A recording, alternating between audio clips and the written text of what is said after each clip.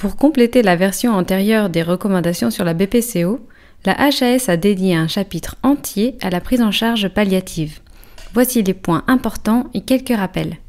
La BPCO étant une pathologie d'évolution chronique et variable, la HAS insiste sur l'anticipation des événements. En effet, il ne faut pas avoir peur d'anticiper une situation palliative. On rappelle ici que les soins palliatifs sont des soins actifs ayant pour principal objectif de soigner les symptômes d'une pathologie incurable, quel que soit le stade d'évolution, tout en prenant en compte la souffrance physique, sociale et spirituelle, le tout inscrit dans une approche globale. Pour anticiper, il faut donc encourager vos patients à rédiger des directives anticipées, planifier les soins futurs, désigner une personne de confiance et une personne aidante.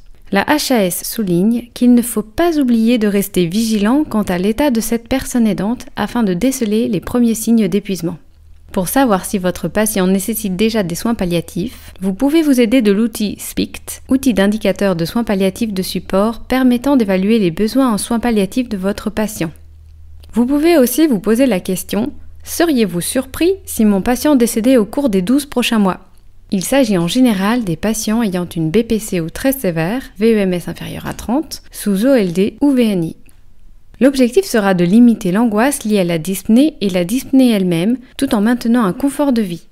L'évaluation de la dyspnée peut se faire en échelle visuelle analogique, EVA, grâce à l'échelle de Borg. Elle peut être soulagée par l'administration d'opiacés et si nécessaire, une sédation profonde. En phase terminale, le recours à la sédation profonde pourra être possible selon les modalités de la loi Leonetti. L'équipe de soins palliatifs doit être prévenue précocement. De nombreuses informations et contacts sont disponibles sur le site de la SFAP, Société française d'accompagnement et de soins palliatifs.